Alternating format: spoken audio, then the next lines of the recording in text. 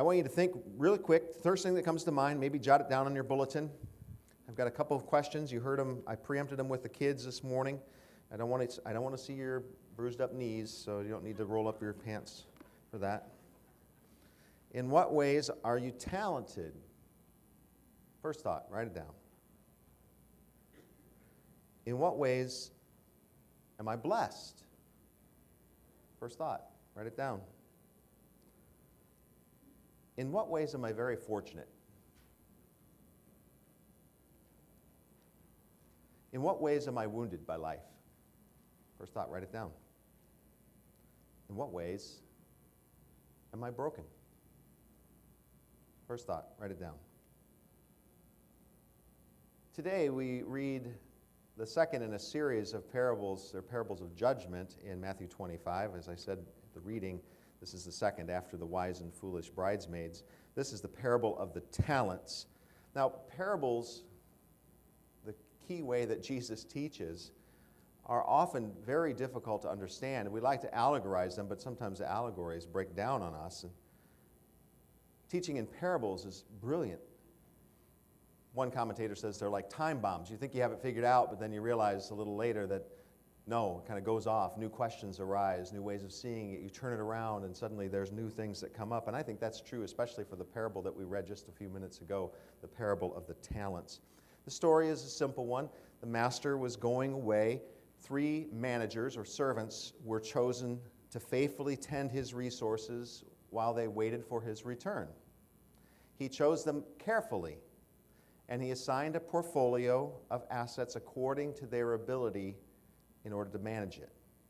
The master was confident that all 3 could do the job. Now, these were extravagant amounts of money or assets to manage. A talent was originally a weight measurement back in the day when we carried gold or silver or other precious metals around. It was a weight. Okay, so a talent isn't a skill or something we like to do. It was a weight measurement. A talent was a measurement of money or of assets, and it was a large sum of money. 1 talent was the equivalent of 15 years of an average worker's salary. 15 years of one person. 1 talent was a lot of money, an extravagant amount of money.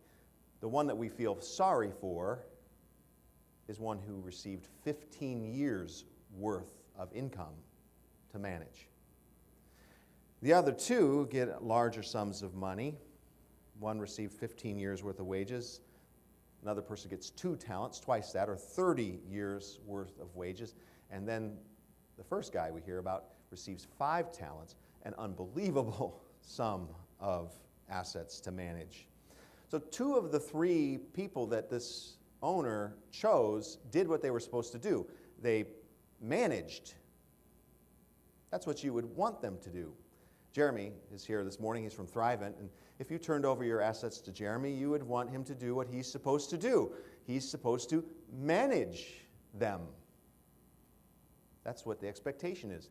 That is the expectation of all 3 of these people. So don't start feeling too sorry for the one guy at the end because he's just not doing what he's supposed to be doing.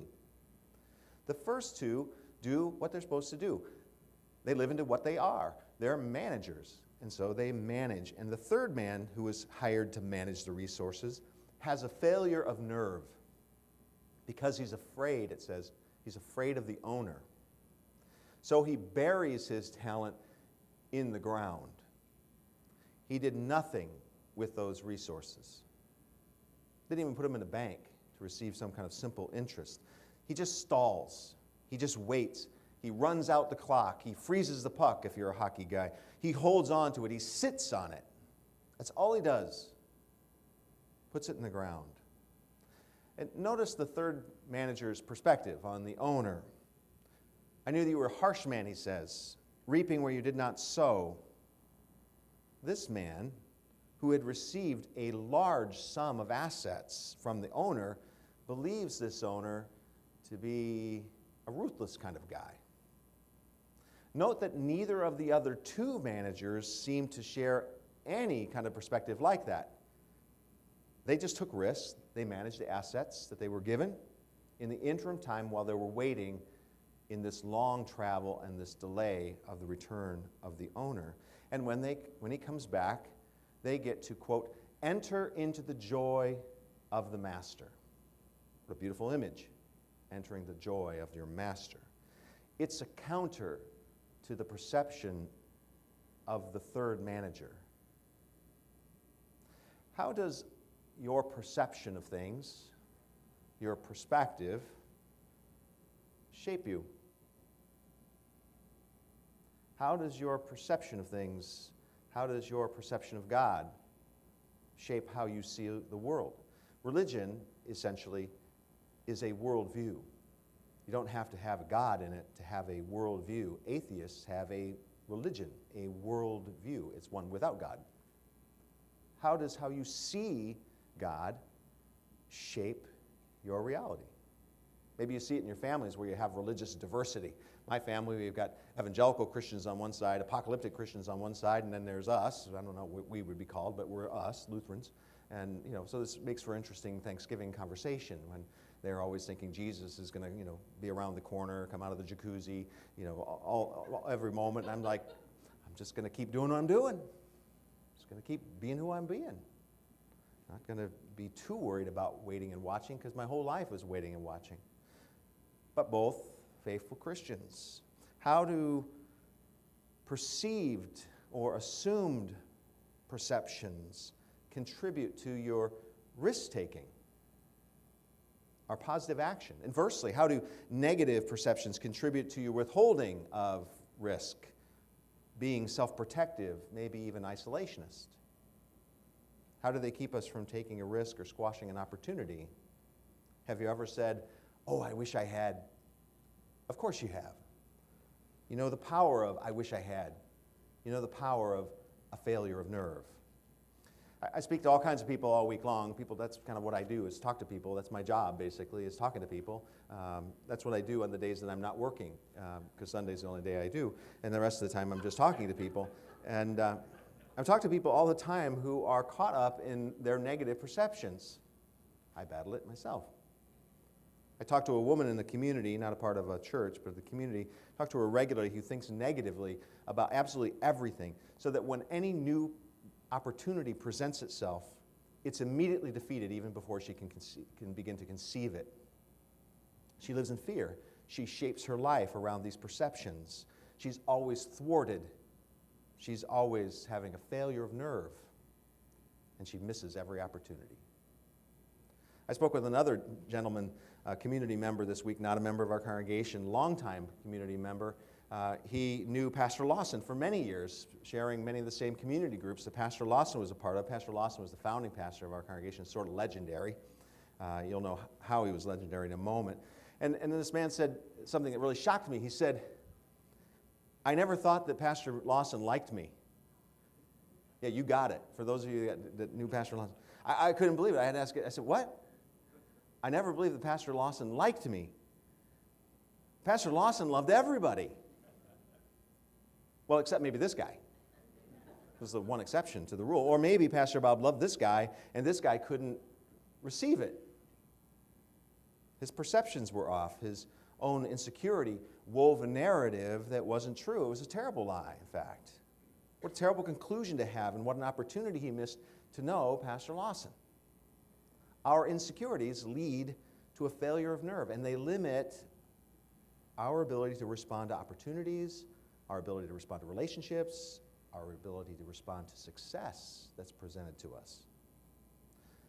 On the positive side, we've probably also known, I have known individuals who've capitalized on pain and illness, on success and failure, have risen again, have risked again, have achieved success again, because they were willing to move beyond a failure of nerve into a future that was unfolding for them. Individuals, all of us, live in this kind of conceptual field. Almost all of us are unaware of our conceptual field. We have a psychologist here. I should have her explain the conceptual field, how it works. Families live in conceptual fields. It's called family systems theory. And they control, and those systems limit the members of that family. Organizations do it. Congregations do it. Companies do it. How we perceive can open doors or can destroy possibilities. How is it that we see, how we see life can open doors or destroy possibilities, give us success or limit achievement? Our parable is not really about making wise investments. Thrivent's here. It really was a perfect day for the talent parable, but it really isn't about what Thrivent does. It really is about investment of one's life, about getting in the game, about living with our faith forward, about being people of faith. Our parable is telling us that a man, the third manager, was controlled by his negative perceptions and his frozen thoughts, his failure of nerve, and it kept him from being who he was. One who was blessed by the master, specifically chosen by the master for his gifts, and given an unbelievable sum of money to manage because the master in his graciousness understood that this guy could do it. Now, I asked at the beginning, with the kids' time in the beginning of the sermon, I asked you a list of questions. In what ways are you talented? In what ways are you blessed? In what ways are you very fortunate? A little different than blessed, maybe. In what ways are you wounded by life? And in what ways are you broken? We all have all of that. Don't pretend, it's okay. We're in church, you're supposed to be honest. All of those things, our talents, our blessings, the things that we're good at, all the ways in which we've just lucked out and been fortunate in life, the wounds that we bear, the brokenness is just as what human life is like. All of those things are gifts. All of those things are assets to you. Now, I know you don't think about it that way. You don't think about what's happened to you and the wound that you've received as a gift. You shouldn't be controlled by that wound. Many of us are. But they're gifts. We don't think about brokenness as a gift, but it's a part of what it means to be you. They have all been given to you. Most of them weren't earned. Your natural talents were given to you. They came along with the territory. Gifts, skills, talents, opportunities, advantages, wounds, brokenness. It just kind of happens to us on the way. While we were planning other things, all this stuff happens. And it becomes a part of who we are. Some of them we want. Some of them we appreciate. And some of them we do not. But we don't get a choice on it. It's just how it seems to be. All of these are avenues through which God can bless us. And all of them are avenues through which God can bless the world through us. The question is, are you willing to employ them for God? Are you willing to take a risk with God through all those things? Are you willing to use them to bless other people? Are you willing to use them as a testimony of God's abundance in your life?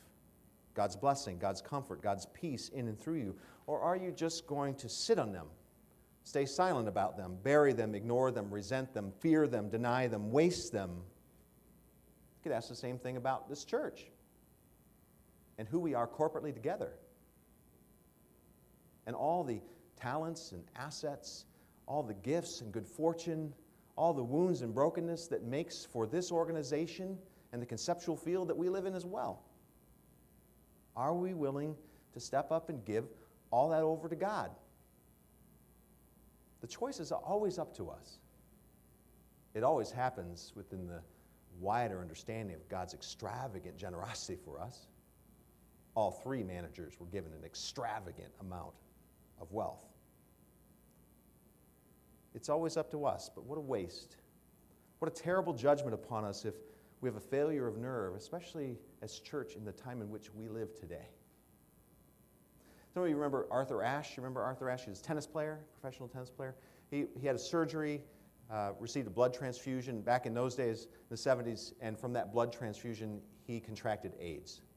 It was a terrible time to have that disease. There was almost no treatment for it, and the stigma was terrible, just terrible.